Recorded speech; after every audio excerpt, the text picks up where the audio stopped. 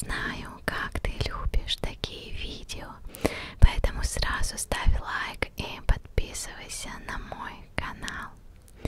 Сегодня мы с тобой отправимся из Ижевска в маленькую деревушку Игринского района, которая носит название Сеп. Посмотри в окно. Мы едем по Якшурпотинскому тракту в центральную часть Удмуртии, от Ижевска на север. Внутри лесов можно встретить много песчаных карьеров, древние песчаные сопки, поросшие сосняком. Все потому, что в конце ледникового периода потоки талых вод проходили здесь, и в результате воздействия ветра на песчаный материал сформировались дюны и бугристо-западинные формы рельефа. В лесах до сих пор сохранились болота из родников и дождевой воды, что характерно для центральной части Удмуртии. Болото — это фильтр почки земли. Они держат большой запас почвы под собой. Игринский район — пятый по плотности населения район Удмуртии. В XVIII веке на юге Удмуртии появилась деревня Эгра. Это удмуртское маршрутное название. Вероятно, какая-то часть жителей переселилась с юга на север и обосновалась тут. По легенде, в этих краях жил мужик по имени Бегра, а у него был бык, который очень любил ходить на водопой к роднику. Жители боялись быка, обходили стороной, а когда их спрашивали о том, где они живут, отвечали: у родника, где пьет воду бык Бегры. Вот так и появилось название поселения Бегра, которое потом стало Игрой. Итак, мы приехали в Сеп и находимся на центральной площади этой деревни. Здесь здание клуба, в который мы еще с тобой зайдем. А в руках у нас секретная карта деревни Сеп. Секретная, потому что составлена она была при поддержке самих жителей деревни, которые провели огромную краеведческую работу, по-новому открывая для себя и для нас свою деревню. Мы зашли с тобой во дворик клуба, а здесь находится дом Гончара, построенный руками самих сепчан в 2019 году. И его уже прозвали домиком хоббита, потому что крыша из мха, земляной пол, выложенная по старинной технологии печь для обжига. Сейчас в нем расположилась постоянная экспозиция, выставка «Сепские былички», керамические экспонаты, которые созданы юными и взрослыми жителями Сепа во время одной из арт-резиденций. Данный объект — не что иное, как автобусная остановка в виде букв С, Е, П. Здесь можно не только посидеть, но и почитать книгу, принести свою, изучить карту местности. Деревне этой более 350 лет, а живет в ней сейчас, согласно переписи, 386 человек. Мы зашли по адресу Труда 47. Здесь, в центре обычного двора, стоит настоящий киноз. Это традиционная северная постройка северных удмуртов конца 19-го, начала 20 века. Сейчас на втором этаже собраны предметы быта прошлой эпохи жителей этой деревни. А вообще второй этаж предназначался для девушки-невестки, которая там жила до замужества, готовила, шила приданое. Первая брачная ночь была тут же. А на первом этаже под невестой хранили зерно. Несложно догадаться, что это символ плодородия. Идем дальше.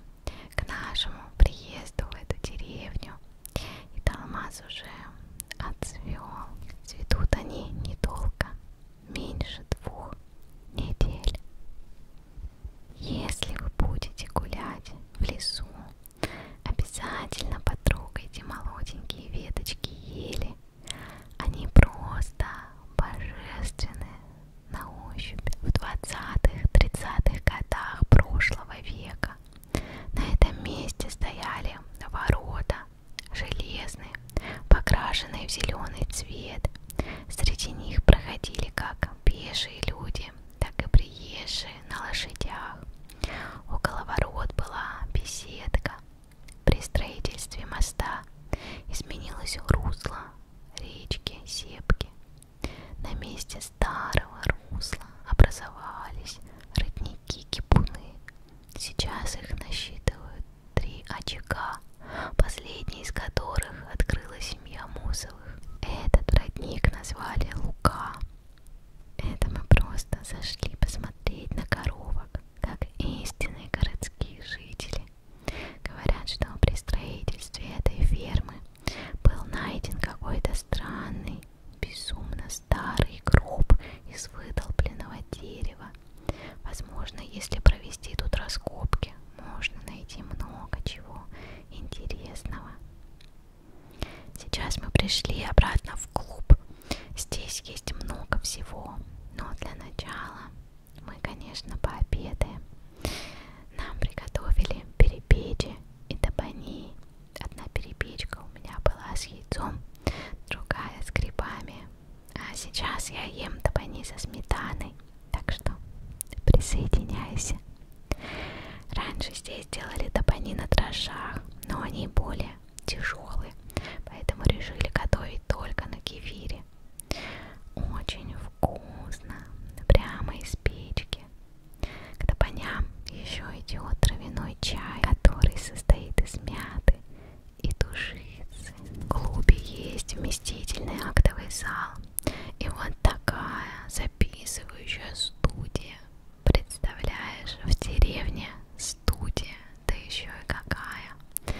Я не запомнила, сколько миллионов было вложено в этот проект, но мне кажется, что он того стоил. Еще в клубе есть современный музей. Здесь сейчас проходит выставка «Здравствуй, дорогая Главу», или, как нам сказали, Главу. Ее основа — фронтовые письма участника Великой Отечественной войны, а позже директора Себской средней школы Семена Ивановича Тихонова. Он писал их на русском и удмуртском языках своей жене Клавдии Никифоровне. Клавдия Никифоровна всю жизнь хранила эти письма, а позже передала их в школьный музей.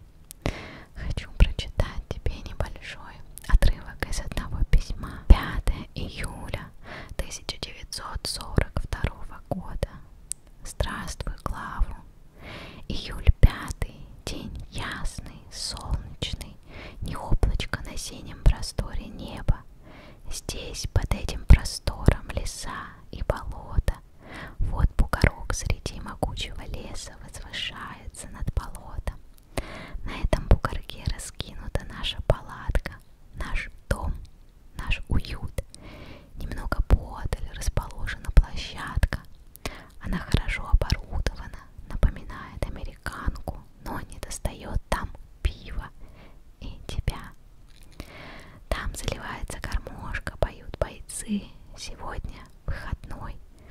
Первый выходной за 11 месяцев моей армейской жизни. Сколько воспоминаний нежных, ласковых, приятных для сердца приносит этот 5 июльский день.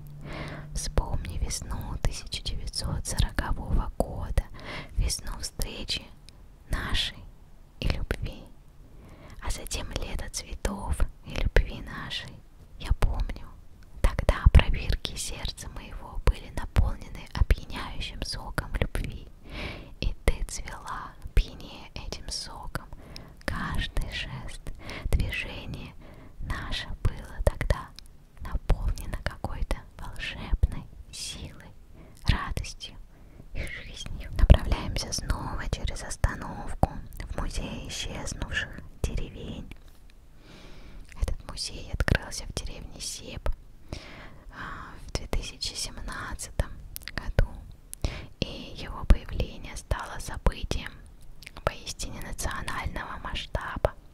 Музей получился уникальным, одновременно очень личным, теплым, трогательным и при этом глобальным, поскольку проблема вымирающих деревень и их забвение актуальна по всей России. В команду создателей музея наравне с дизайнерами, учеными-этнографами вошли простые деревенские жители. И именно с их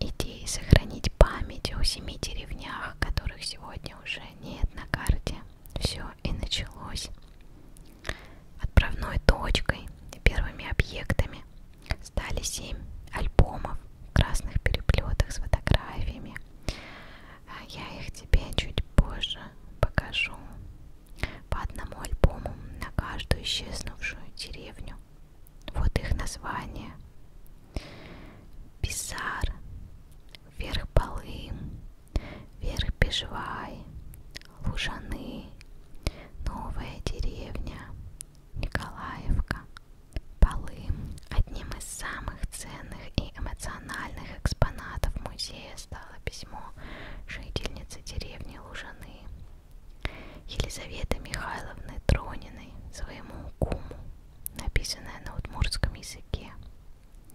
В 91 году она пишет: «Здравствуй, Алексей, Маша, твои дети.